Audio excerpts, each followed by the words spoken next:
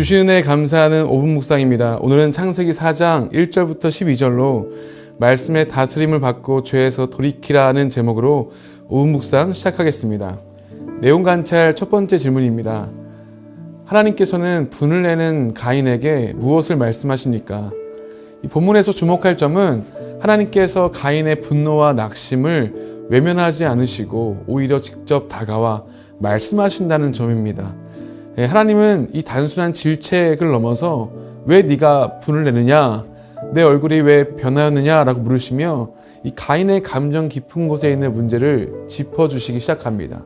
그리고 이어서 이 죄가 문에 엎드려 있고 너를 원하나 너는 그것을 다스릴지니라 라고 경고하십니다. 이 죄는 마치 맹수가 먹잇감을 노리듯 마음의 문 앞에 숨어 기다리고 있지만 하나님은 인간이 그 죄를 다스릴 수 있다고 말씀하시는 것이죠. 이는 죄가 피할 수 없는 운명이 아니라 말씀에 순종함으로 다스릴 수 있는 존재라는 의미입니다. 하나님은 가인에게 회개의 기회를 주시면서 다시 바른 예배와 삶으로 나아오라고 부르고 계십니다. 두 번째 질문입니다. 분을 다스리지 못한 가인은 아우 아벨을 어떻게 합니까? 가인은 하나님의 말씀을 거절했고 그 분노는 결국 동생 아벨을 죽이는 죄로 이어졌습니다. 들에 있을 때에 가인이 그의 아우 아벨을 쳐 죽이니라 라는 짧은 구절 속에는 이 죄의 본성과 인간의 파괴적 선택이 담겨 있는 것이죠. 이 죄는 단번에 나타나는 것이 아니라 이 마음속 분노와 상처가 쌓여 결국 행동으로 터지는 것입니다. 이 가인은 이 감정을 다스리기보다 가장 가까운 존재를 제거함으로써 이 자신이 가진 이 감정의 고통을 해결하려 했습니다. 하지만 이는 이 단순하게 이 살인을 넘어서 공동체적 책임을 저버리고 하나님의 형상을 해치는 파괴하는 행위로 이어지는 것이죠. 이 말씀으로 감정을 다스리지 못할 때 이 죄는 이 관계를 파괴하는 방향으로 자라납니다. 연구와 묵상입니다. 하나님께서는 왜 분을 내는 가인에게 죄를 다스리라고 말씀하십니까? 하나님께서 가인에게 이 죄가 문 앞에 엎드려 있고 너를 원하나 너는 그것을 다스릴지니라 라고 하신 말씀은 인간이 감정에 휘둘리기 전에 스스로 그것을 분별하고 제어할 책임과 능력이 있다는 사실을 보여주고 있습니다. 앞서 말씀드렸듯이 엎드려 있다라는 표현은 이 사냥감을 노리는 이 짐승처럼 이 죄가 인간의 마음을 노리고 있음을 묘사하고 있는 것이죠. 그래서 이 죄는 이 단순한 개념이 아닙니다. 실제로 작동하는 파괴적인 힘인 것이죠. 하나님은 이 단순히 경고하신 것이 아니라 죄를 이길 수 있는 선택의 기회를 가인에게 주고 계신 겁니다. 이 감정에 휩쓸려 행동하지 말고 죄를 다스리라는 이 적극적인 명령을 내리신 것이죠. 이것은 하나님께서 우리에게도 동일하게 주신 말씀입니다. 죄는 늘 문 앞에 있지만 하나님의 말씀과 은혜 안에서 우리는 죄를 이기고 순종할 수 있는 겁니다. 이 경고는 정죄가 아닌 회복으로의 초대인 것이죠. 느낀 점입니다. 죄에서 돌이키지 않고 동생 아벨을 살해하는 더 끔찍한 죄를 범한 가인을 보며 무엇을 느낍니까? 이 가인의 이야기는 죄가 점차적으로 확산되는 과정을 보여주고 있습니다. 예배의 실패로 시작된 가인의 삶은 분노를 거쳐 결국 살인으로 이어졌습니다.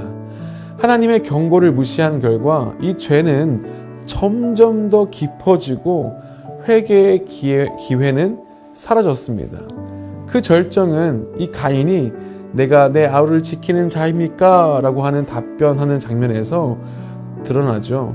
형제로서의 책임감, 양심, 하나님에 대한 경외심이 모두 무너진 모습입니다. 그래서 이 사건은 죄가 이 단순한 실수가 아닌 하나님의 음성에 귀를 닫고 감정에 따라 사는 삶에서 비롯된 사실을 우리에게 알려줍니다. 우리도 예배에 실패할 수 있죠. 또 감정에 휘둘릴 수도 있습니다. 하지만 하나님은 언제나 우리를 향하여서 돌이키라 라고 말씀하십니다. 그 부르심에 응답하지 않는다면 죄는 우리 안에서 자라 관계를 깨뜨리고 공동체를 무너뜨리며 결국 우리 자신까지 파괴하게 될 것입니다. 결단과 적용입니다. 치밀어 오르는 감정과 화를 다스리지 못하고 섣불리 행동한 적은 언제입니까? 내가 예배에 실패하거나 감정을 다스리지 못하는 부분을 말씀으로 돌이키기 위해 무엇을 실천하겠습니까? 우리도 가인처럼 감정이 북받치고 이 억울함과 분노가 치밀어 오를 때가 있죠. 바로 그때가 죄가 문 앞에 엎드려 있는 순간입니다. 하지만 하나님은 그 자리에서도 말씀하십니다. 죄를 다스리라. 그래서 우리는 결단해야 하는 것이죠. 먼저 감정이 올라올 때 잠시 멈추고 기도와 말씀으로 이 마음을 가다듬는 훈련이 필요합니다. 이 둘째는 예배를 놓치지 않는 삶의 그 리듬을 세워야 하는 것이죠. 정기적인 예배와 이 말씀 묵상은 마음을 지키는 울타리가 됩니다. 이 마지막으로 이 공동체 안에서 형제를 지키는 자로 살아가야 합니다. 이 서로를 위한 기도와 대화를 통해 이 죄의 틈을 막을 수 있습니다. 우리는 살인하지 않아도 이 무관심과 분노로 관계를 죽일 수 있죠. 하나님은 죄에서 돌이켜 말씀의 다스림 아래 서도록 그 감정의 자리에 우리를 다시 부르십니다. 우리의 얼굴을 들어 하나님을 바라보는 귀한 하루 되시기를 소망합니다. 이 시간 함께 합심하여서 기도하겠습니다. 주님, 나의 감정이 죄로 이어지지 않도록 내 마음을 살피게 하소서. 주님, 죄를 이길 수 있는 길을 보여주시는 하나님의 말씀에 귀를 기울이게 하소서. 우리 거룩한 문 성문교회 모든 환우들을 치유하시고 생계에 어려움을 가지고 있는 성도들을 회복시켜 주소서. 함께 기도하시겠습니다.